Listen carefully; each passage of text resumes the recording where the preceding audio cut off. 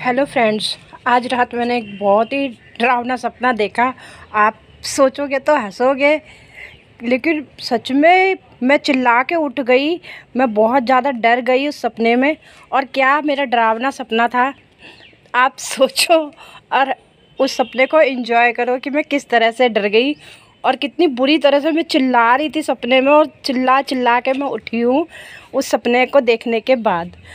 तो हुआ ऐसे कि देखिए, यहाँ पे मैं कूड़ा इकट्ठा करती हूँ। ये किचन का कूड़ा होता है, ये मैं इकट्ठा करती हूँ, जिसमें मैं जुलाई में बरसातों के टाइम पे इसके ऊपर कोई भी पौधा निकाल के रख दूँगी तो वहाँ ये पौधा, जो भी पौधा है उस बोरी में चल जाएगा। ऐसे ही मैं प्लांट्स लगाती हूँ, बोरियों में नीचे किचन का कूड़ा भरती हूँ।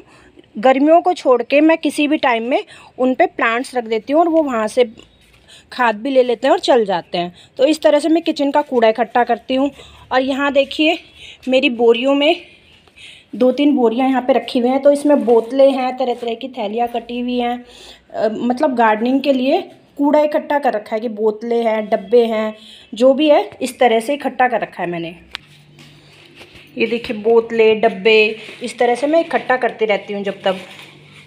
तो हुआ ये कि हमारे यहाँ पे ना कूड़ा उठाने वाला आता है, 100 रुपये महीना लेता है। और कूड़ा, आप जानते हो, तो मैं फ़्लैटों में रहती हूँ। तो फ्लैट के टॉप फ्लोर पे मेरा गार्डन है और हमारे पास टॉप फ्लोर है। और मैं जो रहती हूँ फ्लैटों में रहती हूँ, तो टॉप फ्लोर मेरा गार्डन है।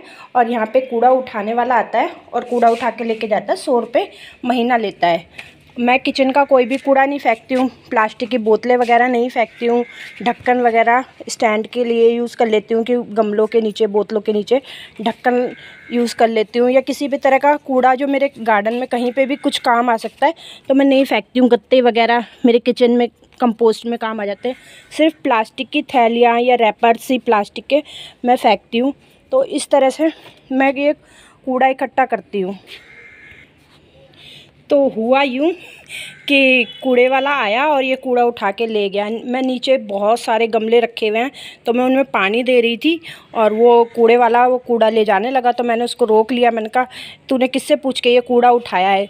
मतलब उसने मेरा बोतल का और ये जो किचन का कूड़ा है ये उठा के ले जा रहा था वो।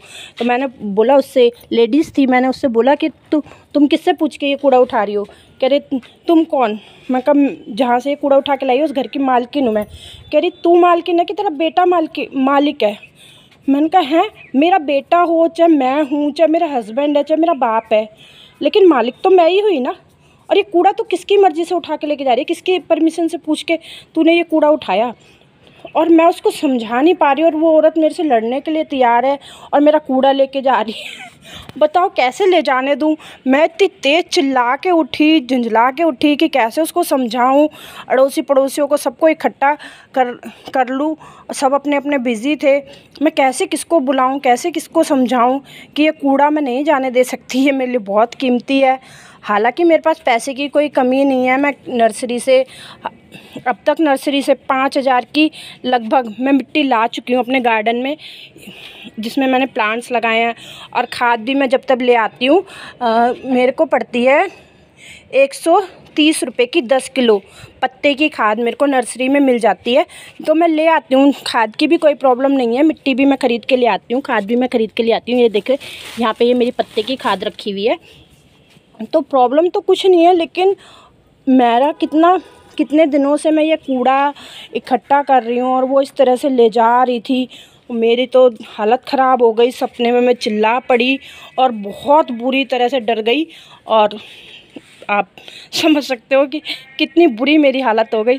तो आप हंस सकते हो इस बात पे, लेकिन सच में मैं बहुत बुरी तरह से डर गई कि मेरा इतना दिनों का कूड़ा इकट्ठा हुआ किया हुआ, या बोतलें इकट्ठी हुई, डब्बे इकट्ठे किए हुए कोई लेके जा रहा है, और मैं अपने गार्डन में उसको यूज़ कैसे करूँगी? या कल को तो ये मेरे पौधे ही उठा के ले जाएंगे। या मेरा बेटा, अब मेरे बेटे के हाथ में सरकार आ चुकी है, तो मेरा बेटा मेरा क्या हाल करेगा? या बेटे ने परमिशन दे दी होगी कि उठा लो ये सब कूड़ा, मेरे को नहीं चाहिए अपने घर में ये कूड़ा।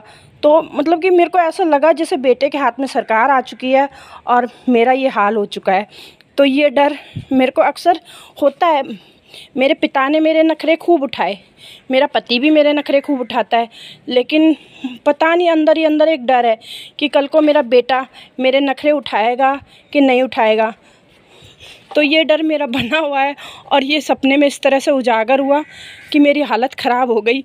अब बताइए मैं क्या करूं क्या नहीं करूं। हंसी आ रही है लेकिन जो भी है ये डर मेरा बना हुआ है।